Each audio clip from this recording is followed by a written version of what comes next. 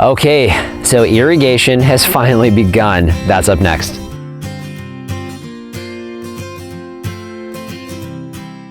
Hello everyone, this is Dwayne with Edge of Nowhere Farm, and we're coming to you here today. It's the end of January 2020. So now we have a whole lot of work to do here on the farm, but we have a few things as far as infrastructure that have to be in the ground before anything will grow here. So we are starting today the first in probably a pretty long series in how we are getting irrigation run to the entire farm. So we will go into detail through each step. We're going to try to show you as much as we possibly can. Now, when it comes to water, here in the desert, we don't get much falling from the sky.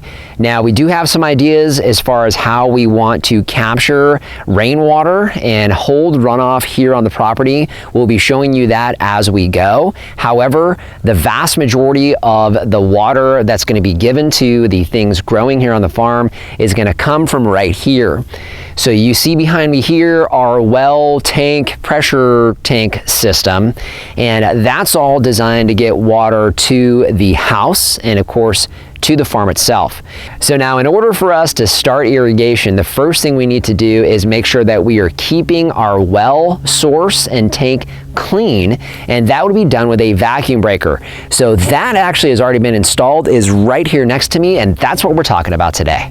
This is our vacuum breaker. We have this installed here. Now, the reason why we have this is because we need to ensure that we don't create a vacuum somehow in the irrigation system and bring material or something like fertilizer, etc., back up into our clean water.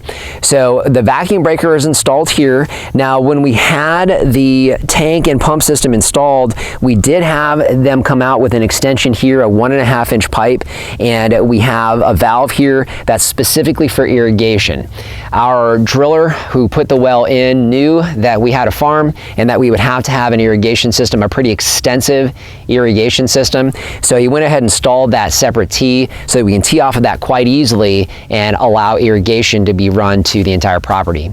So we have a 1.5-inch line that comes out of here. So we used a 1.5-inch line here as well to install the vacuum breaker. So that's what you have here. Now, in addition, we also did install a filter. So we have a filter here.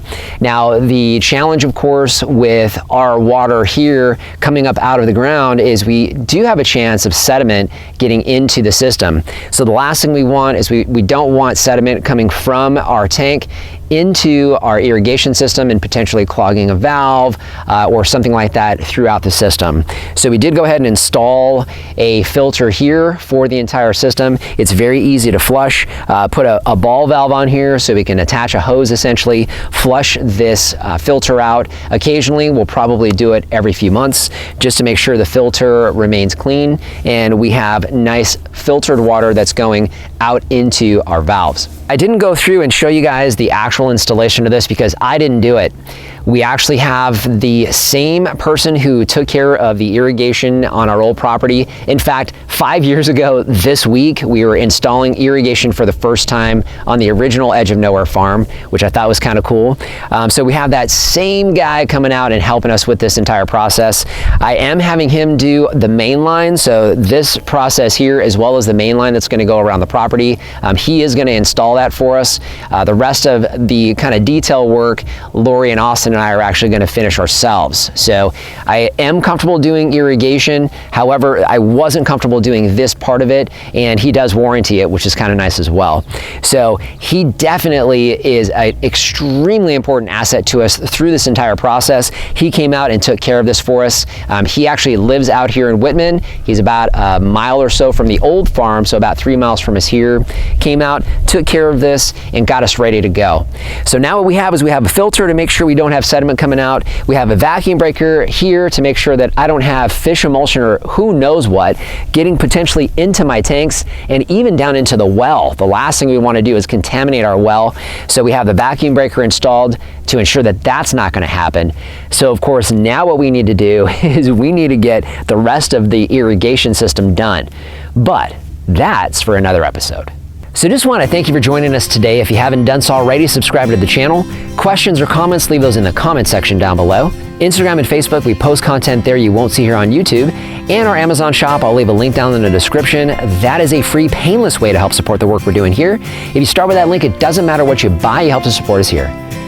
So just want to thank you for joining us today and remind you, if we can farm on the edge of nowhere, so can you. There's one thing that has to be in place first, and that would be our vacuum sealer. I was going to say vacuum sealer.